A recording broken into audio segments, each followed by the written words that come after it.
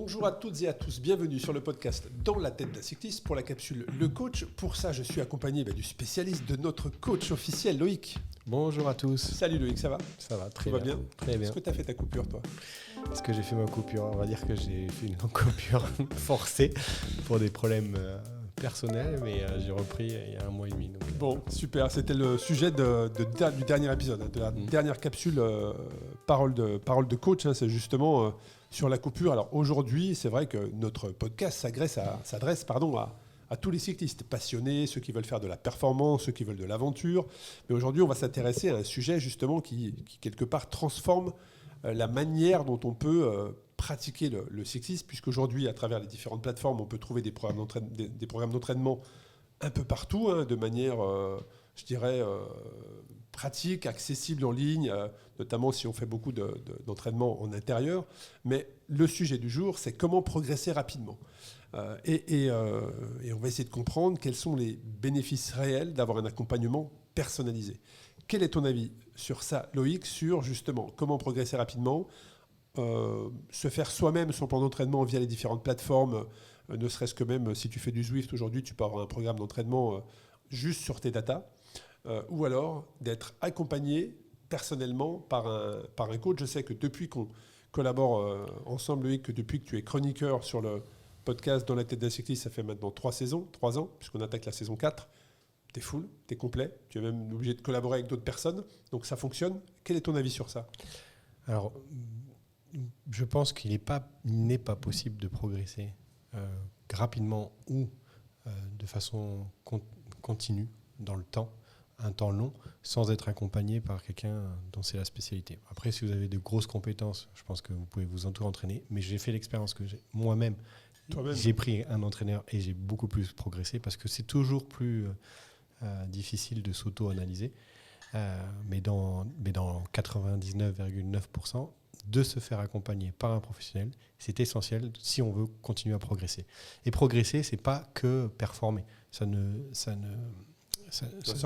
concerne pas que les gens qui font des compétitions, du vélo, des courses de vélo. Ça peut être très... Progresser, c'est juste se sentir bien. C'est comme ça que j'en parle. Progresser, c'est pas je veux juste gagner une course, c'est pas ça. Progresser, c'est être bien sur son vélo, se sentir à l'aise, donc être en forme. C'est ça. Moi, j'ai des gens qui veulent progresser pour être meilleurs sur des courses de vélo, FFC ou autres fédérations, de toutes les catégories, de la première à l'Open. Mais j'ai aussi beaucoup de gens qui veulent progresser ça c'est marrant ça. Beaucoup de gens qui progressent pour faire des courses annuelles avec les copains. C'est-à-dire qu'ils ont un truc, tu vois, une semaine dans les Alpes, là, les gars, cette semaine-là. Et là, moi, j'en ai plusieurs qui m'appellent pour préparer ces genres de choses. Là, l'année dernière, je me suis fait défoncer. Cette année, il faut que les potes... voilà.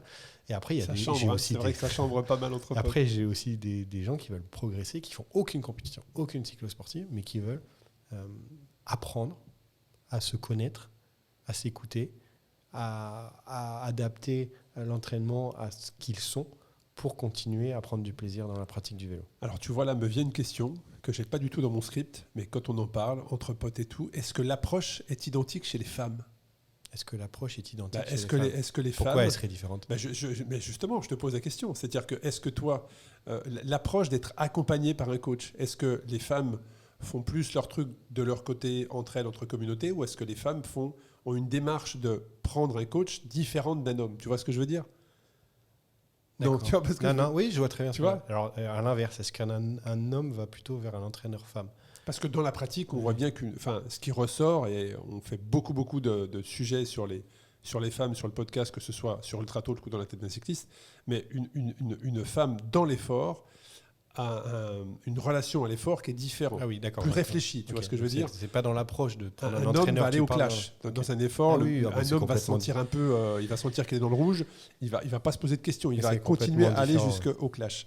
Une femme, elle, va être plus dans l'analyse, la compréhension et le respect de soi-même vis-à-vis de la pratique. Qu'en est-il sur... Il y a des hommes qui font comme ça aussi. Hein. Je parle de manière, tu vois, je prends de la hauteur sur ce qu'on peut voir. Les hommes vont plus au clash que les femmes, que ce soit sur le sommeil, que ce soit dans une épreuve de longue distance notamment. Et qu'en est-il sur l'approche d'un coach ? Alors, qu'est-ce que je dirais entre la différence, la femme et l'homme ? Je le dis de façon brute. J'ai rencontré plus de troubles du comportement chez la population féminine qui fait pratiquer du sport à haute intensité. À haut niveau, c'est à gros volume ou à grosse intensité. Et ça, je pense que c'est une caractéristique sociale. C'est-à-dire que c'est malheureusement la façon dont la société perçoit la femme à travers le sport qui entraîne ce genre de déviance. Et ça, c'est une réalité. Les troubles du comportement, que ce soit alimentaire ou bicorexie, orthorexie, dans ma pratique, et je dis bien ma pratique, étaient beaucoup plus fréquentes dans la population féminine. Dans le scope des sportifs avec lesquels tu es en contact. Oui, c'est ça. Après, dans la gestion, il n'y a pas de grande différence. La différence, elle est physiologique, parce que la physiologie d'une femme est différente. Ça, il n'y a aucune comparaison. Donc ça, mais il faut prendre en compte, parce que du coup, il y a une façon... Et puis après, dans la communication. Mais c'est pareil. Est-ce qu'une femme communique différemment d'un homme de façon naturelle ? Est-ce que c'est la nature qui a fait ça, ou c'est notre société qui a entraîné ce genre de choses ? Je ne sais pas, je peux pas dire, mais en tout cas, c'est différent dans la façon de communiquer, c'est sûr. C'est intéressant parce qu'on a sorti un épisode au moment où on enregistre. Cet épisode n'est pas encore sorti, mais au moment où cet épisode que l'on enregistre actuellement sur justement comment progresser rapidement est sorti, je vous invite à aller écouter l'épisode que j'ai sorti justement sur la capsule santé dans la tête d'un cycliste, où le titre c'est « Une femme n'est pas un petit homme ». Et c'est pour ça que je te pose la question, parce qu'aujourd'hui, toutes les études sont faites quasiment qu'avec des hommes, et on duplique ça sur les femmes. Alors que le plan d'entraînement ne devrait pas être le même, parce que tu as parlé de la physiologie, mais physiologiquement, au niveau hormonal et tout, il n'y a aucune comparaison à faire entre un homme et une femme. Tu ne peux pas du tout comparer. Donc voilà, je voulais que tu nous parles de cette approche-là. Après, on pourra rentrer dans... Ça peut être intéressant d'avoir l'avis d'un coach, après avoir fait cet épisode justement sur la capsule santé. Comment toi, quelle est ton approche, si c'est un homme ou une femme ? Ça aussi, ça peut être intéressant. Mais quand on parle de plan d'entraînement avec un coach, on parle de plan d'entraînement personnalisé. Ça veut dire quoi, un plan d'entraînement personnalisé ? Alors, qu'est-ce que c'est ? Par définition, on va dire que c'est des conseils qu'on va apporter à un sportif. Et ces conseils, ils seront produits en fonction de données que tu recueilles, et ils seront individualisés. Voilà. Entraîner, c'est individualiser les conseils que tu vas apporter pour que la personne remplisse ses objectifs. Donc ça veut dire analyser ces données. Alors, et ça veut dire au quotidien. Au quotidien. Voilà. C'est-à-dire que moi, je ne perçois pas, je l'ai fait, mais je ne perçois plus mon travail comme faire un plan d'entraînement sur une longue période. Même sur un mois, pour moi, c'est très compliqué, moralement, éthiquement, parce que en fait, tu ne l'adaptes pas. Et donc, ce n'est pas ce que je veux faire, en fait. Donc, moi, ce qui m'intéresse, c'est au jour le jour, adapter les choses. Parce que, tu as bien dit la différence entre un homme et une femme, mais il y a aussi des différences entre tout le monde, en fait, entre chaque individu. Et en fait, l'adaptation, elle doit se faire même... on a même des différences d'un jour à l'autre. Voilà. Et donc, c'est très important, l'individualisation, c'est ça, c'est adapter les conseils au jour le jour pour toujours, dans l'optique de toujours remplir l'objectif de la personne. Et surtout qui reste en bonne santé. Et comment tu récoltes ces données ? Parce qu'aujourd'hui, on est dans l'ère du digital, très clairement. C'est fini les cadres d'entraînement papier et physique, où on note nos petites impressions, la température extérieure, le kilométrage, la durée, voilà. Tout est au niveau digital désormais, donc il y a différentes plateformes qui existent. Toi, avec quelle plateforme tu travailles ? Comment tu travailles avec tes sportifs et comment tu collectes et comment tu récoltes les données ? Alors, ça, c'est quelque chose qui a beaucoup changé. Hein. Si on avait eu cette discussion il y a 20 ans, encore il y a 25 ans, ça aurait été bien différent. Je pense même, ne serait-ce que 5 ans, à mon avis, il y a des plateformes il y a 10 ans, comme Nolio qui n'existaient pas ou étaient très peu connues, alors que maintenant... Mais à l'époque, j'utilisais une autre plateforme qui était américaine. TrainingPeaks ? Oui, TrainingPeaks. Donc aujourd'hui, j'utilise une plateforme française qui s'appelle Nolio. Nolio, elle recueille pas elle analyse pas des données. Elle recueille des données d'un autre objet. Donc il faut forcément avoir un objet connecté. Donc là, tu as une montre, il y a des montres, les EVDC qui utilisent souvent des compteurs. Dans ces compteurs, il y a différentes marques. Ils recueillent des données donc directement via la vitesse, l'altitude, cadence, puissance, altitude. La vitesse, l'altitude, la distance. Ça, c'est la température, c'est des données directes et après des données indirectes. C'est-à-dire qu'il faut un autre objet pour mesurer par exemple la puissance, la température corporelle, le taux de glycémie. Bientôt le taux de lactate dans le sang à l'instant T. Il y a des détecteurs qui commencent à sortir. Et voilà. Donc, tu vois, ces objets, ils peuvent recueillir des données via d'autres objets. La ceinture cardiaque, tu vois, si le compteur, il ne mesure pas. La montre le fait, mais pas le compteur. Et donc, moi, qu'est-ce que je recueille ? À quoi consiste mon travail ? Donc, mon travail consiste à recueillir toutes ces données via cette plateforme française qui est Nolio. Donc là, je vais avoir plein de chiffres, plein de courbes, et d'analyser toutes ces courbes au jour le jour, chaque jour. Des fois, c'est au jour le jour, chaque jour, et d'adapter le plan d'entraînement que j'ai prévu la semaine d'avant, si nécessaire, au jour suivant, ou l'adapter en fonction des contraintes des personnes, en fonction de ces données. Donc en fait, c'est avant tout un travail d'analyse de data, puis après, c'est un travail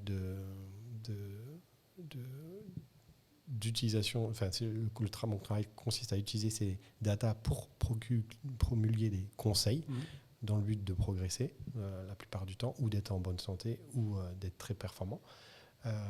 Et en même temps, ça nécessite donc une transversalité de compétences, parce qu'on touche à plein de domaines. Il n'y a pas qu'un domaine, quoi. Mais quand on parle de plateforme, moi je pense au programme d'entraînement que tu peux trouver sur... Il y a plein de plateformes, mais je pense à Zwift qui propose un programme d'entraînement et qui en fonction de ta performance du jour, peut-être l'analyse. Quelle est la différence alors, sur ça, sur le traitement, l'analyse des données, le traitement des données ? Est-ce qu'aujourd'hui, quelle est la différence entre un coach physique, donc Loïc Lepoutre, et la plateforme d'entraînement Zwift, qui va probablement développer des algorithmes pour analyser tout ça. Alors, tu sais que j'ai travaillé sur ce genre d'outils, pour développer ce genre d'outils. Il y a une chose que ces outils ne peuvent pas faire, c'est mesurer l'aspect cognitif de la réponse au stress appliqué par l'entraînement. D'où l'importance Autrement dit, c'est, par exemple, moi aujourd'hui, quand je vais poser une question à quelqu'un, ou que quelqu'un va me commenter une séance ou un entraînement ou une compétition, je suis dans la capacité d'analyser la façon dont elle répond aux questions, les mots qu'elle utilise, la façon dont elle répète certains mots, pour détecter par exemple un niveau de fatigue. La chose que la plateforme ne fait pas, que les algorithmes ne vont pas faire, c'est de pouvoir changer le plan d'entraînement en fonction des contraintes familiales et de mesurer la charge mentale que ça induit. C'est très important parce qu'en fait finalement c'est la plupart du temps c'est mon job. Par contre la plateforme elle peut prendre, alors j'ai pas regardé Strava, je sais que Garmin vient de sortir juste ça là, un Garmin Coach, et ils permettent je pense que Garmin ils ont poussé un truc un peu plus loin, ils utilisent des data et ils peuvent détecter normalement de la fatigue et adapter en fonction. Mais attention, il y a une chose que la machine ne peut pas faire, c'est détecter les artefacts, c'est-à-dire les erreurs de mesure, et c'est pour ça que tout ça c'est hyper limité. Par exemple, vous avez votre cardio-fréquence-mètre qui n'a pas fonctionné un temps, ou votre capteur de puissance qui était mal réglé, il ne pourra pas le détecter. Et donc tout ce qu'il va vous promulguer, bien sûr. Quand tu dis qu'il ne va pas le détecter, c'est-à-dire qu'il va l'assimiler à du zéro. Non, il va les assimiler comme une valeur. Oui, si c'est zéro, c'est zéro. Mais parfois, la fréquence cardiaque, elle peut ne pas fonctionner, être trop bas ou trop haut. Le capteur de puissance, souvent, c'est trop haut, tu vois. Et en fait, là, l'appareil, il ne pourra pas le détecter, ça. Et donc, du coup, vous allez avoir des conseils rapportés par l'intelligence artificielle qui sera inadapté parce qu'il y aura une erreur de mesure. Voilà. Chose que quand vous avez un interlocuteur ne peut pas arriver. Parce qu'il y a d'autres signes, et notamment des signes subjectifs qui ne sont pas objectivés par les data, mais qui sont subjectifs, qui vont vous permettre de vous rendre compte qu'il y a un souci. Donc ça, c'est intéressant d'avoir le plan d'entraînement, la différence entre la personnalisation et ce qu'on peut trouver sur les différentes plateformes qui vont automatiquement, en fonction de la sortie, mettre un ou plusieurs algorithmes sur vos datas et vous proposer une séquence suivante. Tout ce que tu as expliqué, c'est vraiment la différence sur la personnalisation. Mais la personnalisation, ça va aussi dans et tu as commencé à introduire ce sujet, mais la gestion de la récupération, le mental, ça fait un lien aussi avec la coupure dont on a parlé il y a 4 semaines sur notre capsule parole de coach où on parlait de la coupure. Donc, est-ce qu'il y a aussi une différence sur le sujet comment progresser plus rapidement et aussi un sujet sur prévenir la blessure, être à l'écoute de son corps, gérer sa récupération. Oui, Progresser rapidement, ça peut aussi, on l'a dit dans la coupure, mais progresser rapidement, c'est pas s'entraîner 6 heures par jour tous les jours pendant 6 mois, c'est aussi gérer son repos, gérer sa récupération. Et ça, l'accompagnement d'un coach. Rapidement, ça sous-entend déjà de jamais se blesser, ça évidemment, parce que quand tu te blesses, tu t'entraînes pas, et donc tu sais ce que ça, tu l'as vécu.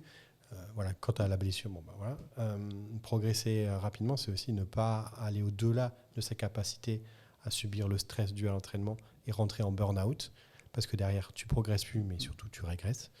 Et donc là, c'est là où la tierce personne va vous permettre déjà, en termes de prévention, d'éviter ça.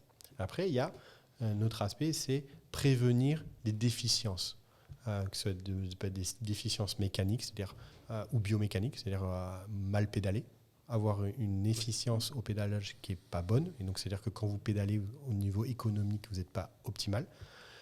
Mais ça peut être aussi des déficiences biologiques, dont on a parlé la dernière fois, détecter des déficiences biologiques. Ça peut être aussi des déficiences physiologiques, c'est-à-dire, par exemple, souvent, des gens qui me font appel à moi, qui s'entraînent depuis très longtemps tout seuls, développent des déficiences au niveau de certains seuils ventilatoires. Donc là, ça ne parle à personne, mais je veux dire, en gros, ils s'entraînent trop intensément et donc, du coup, ils ont une base d'endurance qui n'est pas bonne à cause notamment de leur biogénèse mitochondriale qui est problématique.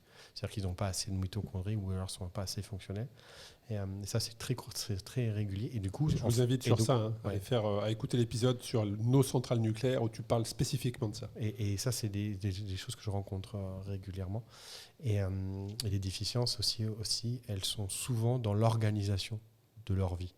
Ça, c'est hyper important. L'équilibre. Trouver l'équilibre. Et en fait, mon travail... Diminuer la charge mentale.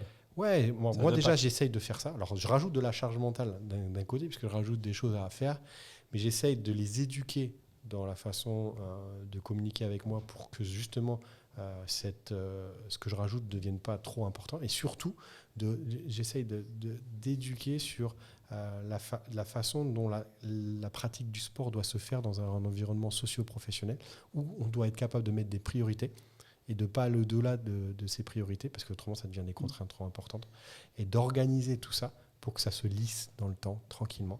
Et parfois, j'y arrive, des fois, j'y arrive pas. Hein. Non, mais ça, tu vois, c'est intéressant, parce que c'est vraiment, je trouve, le plus d'avoir un entraîneur à ses côtés sur comment progresser rapidement.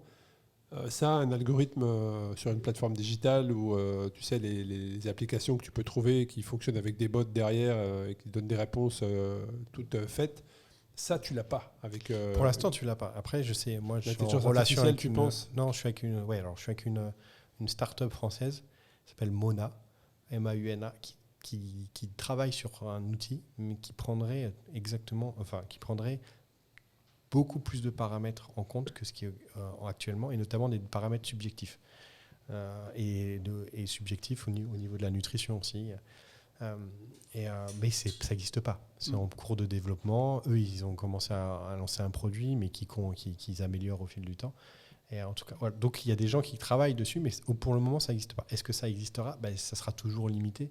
À mon avis, ça sera des outils pour les professionnels, pour gagner du temps dans leur analyse. Tu vois. Mais est-ce que ça sera des outils qui pourront être utilisés par le sportif eux-mêmes sans que derrière, il y ait quelqu'un pour arbitrer les conseils en fonction des données subjectives ? Je pense que ce n'est pas encore pour aujourd'hui. En tout cas, une chose est certaine, c'est que là, vous vous rendez compte que les compétences nécessaires pour ce métier, elles sont nombreuses et elles se développent tout le temps. En fait, mon travail principal, c'est d'accompagner les gens, mais surtout de me former. Parce que je passe tout le temps mon temps à me former. Parce que déjà, ça évolue tout le temps. Ce qui se passait il y a 20 ans.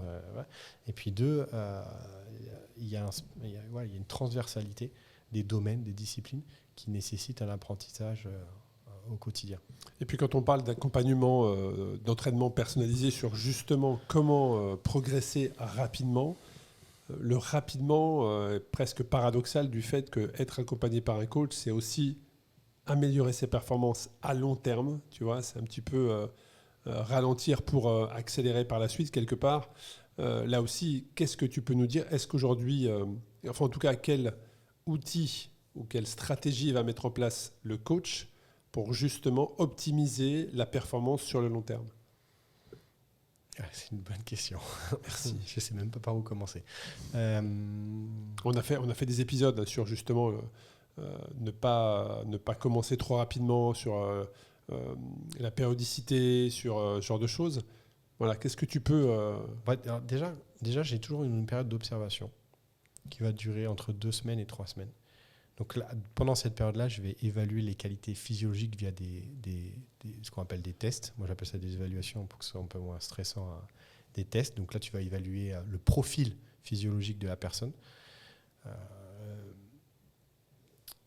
Ça, si tu veux, c'est la chose la plus simple dans la période d'observation. La chose la plus complexe que j'observe, c'est le comportement alimentaire, le sommeil, la façon dont l'activité physique, la place que prend l'activité physique dans la vie de la personne, son niveau de motivation. Ça, c'est hyper important parce qu'il y a des gens qui m'appellent et qui ont des niveaux de motivation assez bas et qui cherchent quelqu'un pour se motiver. Tu vois. La façon de vivre les réussites et les échecs, c'est hyper important. Parce qu'au final, tu t'aperçois qu'il y a des gens, dans la façon dont ils sont éduqués, ils se sous-estiment ou se dévalorisent. Et donc, tu ne peux pas progresser quand tu es comme ça. Parce qu'il faut accepter d'échouer pour progresser. Accepter de réussir aussi, parfois. Oui, il y en a qui n'acceptent pas. Voilà. Ouais, c'est exactement. Et dans cette période d'observation, la façon dont communique la personne. Parce qu'il faut que je m'adapte à ça aussi. C'est ça où j'ai fait beaucoup d'erreurs au tout début. C'est vrai. C'est-à-dire qu'en fait, si tu gardes tout le temps le même schéma de communication, il y a des gens, c'est pas compatible. Donc il faut essayer de réussir. Il y a des gens qui communiquent pas et qui attendent que tu communiques pour eux, tu vois. Et ça, c'est pas, il faut les détecter. Les chercher. J'ai eu plein d'expériences comme ça où il faut tu vois, et après ils vont te dire mais tu parles pas assez, mais d'un côté tu vois, tu m'as rien demandé. Voilà, mais tu vois, il y a des gens en fait, ils attendent que tu ailles vers eux. Donc tout ça, c'est une période d'observation que c'est intéressant ce que tu dis, parce que améliorer les performances à long terme, ça passe par la relation. Là, tout ce que tu décris, en fait, on ne parle pas de data, alors qu'au tout début, sur comment progresser rapidement, là, on avait commencé à introduire le fait d'analyser les datas de la personne, ses entraînements. Là, quand on parle d'amélioration de performance et de comment progresser à court terme, ça induit le fait de garder un niveau d'efficacité et de performance à long terme. Là, on parle de la relation humaine. Et là, c'est très intéressant. Et la relation humaine, et là, je vais parler de mon expérience, hein, et je pense que c'est tous les entraîneurs qui ont vécu ça. Elle dépend aussi de ton état à toi. C'est hyper. Ouais. Et ça, c'est. Alors avant, pour ceux qui ne savaient pas, j'étais kiné, spécialisé en traumatologie du sport. Je le vivais déjà, mais je voyais quand même. Enfin, je côtoyais les gens. Tu vois, donc il y avait une relation physique qui pouvait compenser les choses. Là, les gens, je ne les ai jamais vus. Je les ai eus par message ou par téléphone. Donc je les ai même pas vus. Je ne sais même pas à quoi ils ressemblent. Tu vois. Et du coup, si toi, dans ta vie, tu t'es en difficulté, bah forcément, ça répercute sur la relation. Et la relation, comme tu dis, c'est ce qui est le plus important. Déjà, il faut que tu gagnes la confiance de la personne. Alors souvent, quand elle t'appelle, c'est qu'elle a déjà un peu confiance. Mais des fois, ça peut arriver où il faut que tu gagnes la confiance. Et gagner la confiance chez certaines personnes, ça peut être difficile. Et parce que des fois, il y a des choses qui sont ancrées en eux à cause de l'éducation ou de la société et ils ont du mal à changer la façon de faire. Et après, la deuxième chose, c'est ce qui est compliqué aussi, c'est de comprendre comment la personne, enfin la relation que la personne attend, tu vois. Et des fois, ça peut être compliqué, et surtout quand toi, t'es pas bien, et il faut réussir à surpasser ça Puis des fois, tu n'y arrives pas, tu vois. Mais c'est vraiment de ce que tu décris, c'est vraiment un des plus que d'avoir un coach, un humain à ses côtés, mais qui va aussi te permettre, mais tu en as parlé, c'est vraiment aussi d'avoir cette analyse de data, cette analyse d'objectifs à court, moyen, long terme, mais aussi d'avoir une vision sur, parfois de dire non, attends, là tu fais mauvaise route parce que de ce que tu me dis, de comment tu me le décris, avec les mots que tu utilises, ta charge mentale est peut-être trop importante, donc peut-être réorganiser ton agenda. Tu vois, quel est ton agenda de la semaine? Comment tu comptes positionner tes entraînements? Ça aussi, tu participes à ça? Comment tu fonctionnes vis-à-vis de ça? Je vais te donner un exemple. Donc, j'entraîne quelqu'un qui était directeur général d'une usine et qui venait d'être nommé dans cette usine.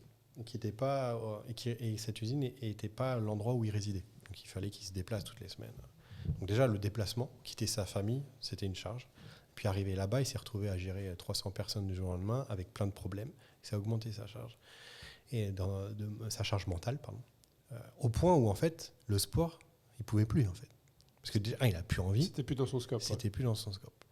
Et donc là, moi, mon rôle, est-ce que mon rôle, c'est de lui faire faire du sport? Non, mon rôle en premier, c'est il avait un objectif, c'était de faire un Ironman et la RAF 500. D'accord. Alors la RAF, pour ceux qui écoutent, la Race Cross France. Race Cross France. 500 km. Et il voulait faire un Ironman, une longue distance en triathlon, qui était, je ne sais plus, je crois que c'était celui de Carcan, enfin, peu importe. Et c'était donc en mai-juin. Et lui, il a été nommé en novembre. Décembre, début décembre, il ne fait plus rien. Mais plus rien. Mon rôle, est-ce que c'est de lui dire il faut que tu fasses du sport? Non, mon rôle, c'est de faire en sorte qu'il se relance. C'est ça mon rôle sur le moment. Et donc, du coup, qu'est-ce qu'on fait? Je fais plusieurs entretiens avec lui, au téléphone, en visio, où j'essaye de comprendre ce qui ne va pas. Et au lieu de lui dire il faut que tu fasses ça, je lui dis écoute, tu vas aller courir, tu vas aller faire du vélo quand tu en as envie. Moi, ce que je vais te demander, c'est de faire des choses simples, de façon à rentrer dans une routine. Parce qu'en fait, la routine, c'est essentiel pour tout le monde. Et donc, on a commencé un truc très simple. Chaque fois qu'il devait se lever, le matin, quand il se levait, à chaque fois, il devait aller marcher 20 minutes à l'heure du lever du soleil, où la lumière rouge, les infrarouges sont le plus important. Parce que ça a un impact physiologique et biologique. On a commencé par ça, première semaine. Deuxième semaine, je lui ai donné un exercice de respiration à faire de 5 minutes à faire tous les jours. Et petit à petit, j'ai augmenté mais rien avec le sport. Et arrivé au bout de 6 semaines, après Noël, il était rentré dans une routine où je lui ai aussi... j'ai fait aussi un bilan biologique où je lui ai rééquilibré au niveau biologique pour compenser les déficiences. Il est arrivé au bout de 6 semaines avec déjà une réorganisation de sa vie. Donc ça aussi, on a revu quand est-ce qu'il devait travailler, les pauses du midi, qu'est-ce qu'il pouvait faire, pas faire. Est-ce que de rester pendant 3 heures devant son ordi ou en réunion était utile? Est-ce qu'il ne pouvait pas des fois simplifier, réduire? On a travaillé aussi sur leur organisation. Et mi-janvier, qu'est-ce qui s'est passé? Petit à petit, il a eu plus envie. Et de lui-même, il a repris la pratique. Et quand moi, j'ai vu qu'il reprenait la pratique de lui-même, j'ai commencé à lui remettre des séances de sport. Et au final, il a réussi tous ses objectifs. Et il n'a jamais été aussi en forme cette année, alors qu'il était au paroxysme de son stress. Il a fini la RAF? Il a fini la RAF. Magnifique. Évidemment. Et il a fait son longue distance aussi. Génial. Alors, tu vois, dans ce que tu me dis là, en fait, et c'est là aussi sur comment progresser rapidement, mais accompagné par un coach professionnel, je le précise. C'est surtout le soutien mental et le soutien à la motivation. C'est pas que dans l'analyse des datas, c'est pas que dans un plan d'entraînement. Non, c'est aussi le soutien mental que là tu retrouveras pas avec un algorithme. C'est ça, et c'est pour ça, c'est ça, et ça c'est moi je pense l'essentiel de notre métier. C'est-à-dire que tu peux être, moi je connais un entraîneur, il est hyper calé, il a des connaissances de dingue, il peut analyser chaque chiffre à la virgule près. Mais par contre, humainement, il peut pas en fait. Parce qu'il a il a des troubles de relationnels avec les gens. Et en fait, c'est impossible. Ça peut être un très bon data scientist, c'est ça. Une très bonne personne qui analyse les datas, mais par contre, humainement... Humainement, il ne peut pas comprendre l'autre. Tu vois. Et donc, en fait, il ne marche pas. Il ne peut pas se développer. Tu vois. Et à l'inverse, j'ai des gens qui ont peu de connaissances, qui vont faire des fois n'importe quoi, mais qui ont ce truc-là, le relationnel. Et en fait, les gens vont vers ces personnes-là déjà parce qu'ils se sentent bien avec eux. Tu vois. Donc, voilà. C'est vraiment le relationnel, c'est la partie la plus importante. Et je le mettrai au-dessus des connaissances parce que sans ça, tu ne peux pas pousser l'autre au-delà de ses limites, en tout cas des limites qu'il a imaginées. Et c'est intéressant ce que tu dis parce que tu l'as dit plusieurs fois dans l'épisode, la méthodologie, les méthodes d'entraînement changent. Comment toi, en tant que coach professionnel, comment tu es en veille sur ça? Parce qu'effectivement, ça va très très vite. Le digital aujourd'hui, ça va très très vite. L'humain, après, comme tu l'as dit, tu l'as ou tu l'as pas. Voilà. Mais vraisemblablement, et j'en atteste, tu l'as. Donc ça, il n'y a pas de problème là-dessus. Mais sur les techniques, comment est-ce qu'un coach aujourd'hui reste en veille sur les pratiques? Sur les pratiques, sur l'évolution des sur pratiques. l'évolution des pratiques d'analyse. Je fais bien la différence avec le monde du professionnel. Hein. Là, on ne parle pas du monde professionnel qui est encore à un autre niveau où ils ont accès avec des budgets différents sur des analyses de data, des cabinets qui vont leur faire des bilans en fonction de l'aérodynamisme pour ceux qui veulent gagner des chronos. C'est un énorme objectif pour certaines équipes dans l'année. Bref, on n'est pas sur le monde professionnel. Là, je parle sur le monde amateur, c'est-à-dire tes clients. Voilà, 95% probablement tes clients. Comment toi, en tant que coach, tu restes en veille sur ce qui se pratique et comment toi, tu peux être meilleur pour justement c'est une bonne question. Faire progresser la plupart de rapidement mes collègues, mes confrères, font des veilles scientifiques. On va dire les très hauts, les entraîneurs très compétents font des veilles scientifiques dans le domaine de compétences, c'est-à-dire dans le vélo, l'entraînement en cyclisme.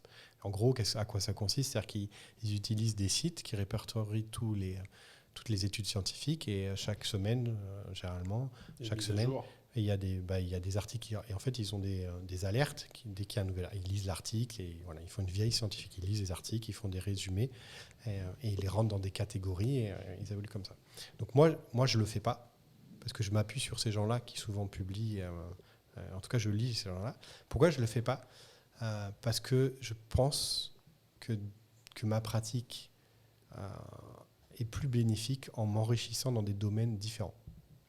Donc en fait, moi, j'utilise ces veilles scientifiques qui sont à disposition et faites par des personnes. Je pense à mon ami Mathieu Lambert, par exemple, qui en fait pas mal. Donc je m'appuie sur ce qu'il fait. Donc ça, c'est sûr que c'est incomplet parce que des fois, il va lire des choses et qu'il ne va pas les publier ou qu'il ne va pas en parler. Mais ça reste quand même un axe. Et puis dès qu'il y a un sujet qui m'intéresse, je vais l'approfondir. Mais par contre, moi, je vais aller m'ouvrir sur d'autres choses. Donc, je m'ouvre sur la nutrition parce qu'aujourd'hui, voilà, par exemple, le microbiote, c'est des choses qu'on découvre, qui est tout nouveau, mais on a compris que ça avait des impacts. Aujourd'hui, le burn-out, on sait très bien que c'est lié au microbiote. Pourquoi, comment, tout ça, et puis ça, voilà, on dit c'est le mental qui lâche. Va t'entraîner, t'as plus envie de t'entraîner. Il y a un an, tu faisais que t'entraîner, maintenant t'as plus envie de t'entraîner. C'est que t'as pas de mental.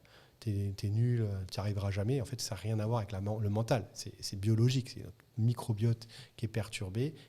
Voilà, on sait que le microbiote intestinal, mais il y a aussi d'autres microbiotes. C'est intéressant parce qu'on pourrait faire un sujet, tu as le mental ou tu n'as pas le mental. Tu vois. Voilà, c'est ça. Ça n'a rien à voir avec tu montres rien à voir à la tête. Pour ceux qui n'ont pas la vidéo, c'est vrai que tu montes la tête en disant tu n'as pas le mental ou tu n'as pas le mental. Mais ça n'a rien à voir avec la tête, effectivement. Donc il y a l'aspect psychologique aussi. C'est hyper important. J'ai un ami qui m'a ouvert sur ça, qui s'appelle Cyril Schmitt, qui a travaillé avec Yann Lemeur et qui travaille sur la cognition, et c'est passionnant. Yann Lemeur, un épisode de Génération Do It Yourself avec Yann Lemeur, avec notre ami Mathieu Stéphanie, qui a été d'ailleurs un des invités, qui a été en face de moi dans ce studio sur le podcast Ultra Talk. L'épisode avec Yann Lemeur, il est stratosphérique. Voilà. Et tu t'aperçois que ça touche tout, là, l'entraînement. La respiration, j'ai découvert ça il y a 2 ans, c'est passionnant.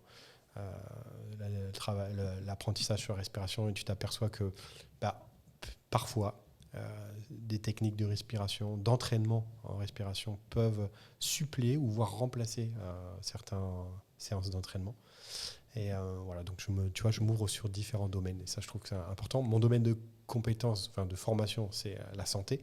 Donc ça, je continue à former dans les écoles en médecine, à la fac de médecine et en STAPS, à la faculté de sport, dans les domaines de la santé. Donc ça, je continue à m'enrichir à travers ça. Et c'est aussi essentiel dans l'aspect préventif, parce que j'entraîne pas que des cyclistes, même si les cyclistes sont moins blessés que les coureurs. J'entraîne beaucoup de coureurs ultra-trailers et de triathlètes. Et donc ça me sert aussi dans le métier.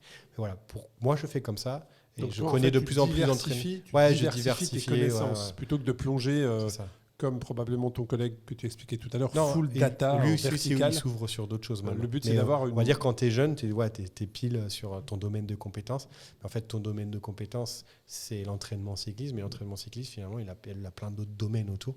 Et se réduire à ça, c'est très limitant. Ouais. Et donc, on arrive sur la fin de l'épisode, Loïc. Mais pour résumer, ça serait tu vois, quelqu'un qui nous écoute, qui veut progresser rapidement, et on le répète, progresser n'est pas juste être très performant, progresser, c'est se sentir mieux. Si tu pouvais faire une synthèse de tout ce qu'on s'est dit, quels seraient les conseils que tu donnerais à une auditrice et à un auditeur qui souhaiterait se sentir mieux sur un vélo, qui souhaiterait progresser rapidement et qui souhaiterait être accompagné? Si vous avez dans l'objectif de progresser rapidement ou d'être en bonne santé, parce que vous êtes en mauvaise santé et que vous avez identifié d'avoir quelqu'un, une tierce personne qui va vous accompagner, c'est essentiel. Il y a des gens qui vont écouter l'épisode et qui vont se dire « Oui, mais moi, je n'ai pas besoin, parce que ça va me rajouter des contraintes et moi, je veux être libre. » Mais en fait, être entraîné, le fameux « je veux être libre ». Mais en fait, être entraîné, c'est pas ne pas être libre. Au contraire, c'est d'augmenter sa liberté en augmentant l'apprentissage sur soi-même. Parce que la personne qui va vous accompagner a comme rôle d'abord, et ça c'est mon point le plus important, c'est mon objectif le plus important, que la personne apprenne à se connaître. Parce que voilà, ça c'est le plus important. Et après, si vraiment vous avez l'impression de vous connaître bien et que vous n'avez pas envie d'être entraîné, vous êtes bien dans ce que vous faites, vous êtes heureux, restez comme ça.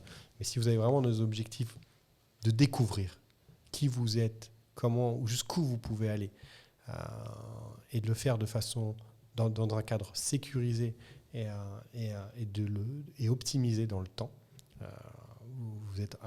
être accompagné, c'est pas mal. On connaît un trailer très connu qui s'entraîne tout seul depuis toujours, c'est Kylian Jornet, et qui se connaît très bien, voilà. Mais il a fait que du sport toute sa vie, et donc il a eu le temps d'expérimenter plein de choses.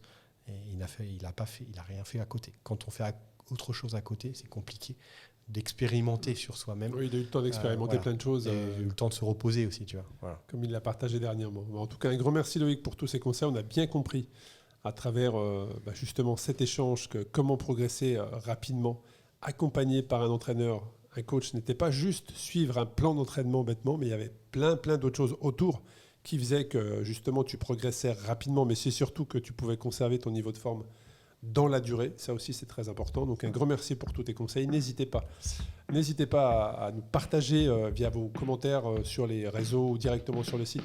Partagez-nous vos expériences ou n'hésitez pas à nous suggérer des sujets également pour la capsule Parole de coach. Donc en tout cas, un grand merci à toi Loïc pour tes bons conseils, pour ta disponibilité. Et puis à très bientôt pour un épisode du podcast Dans la tête d'un cycliste. Merci.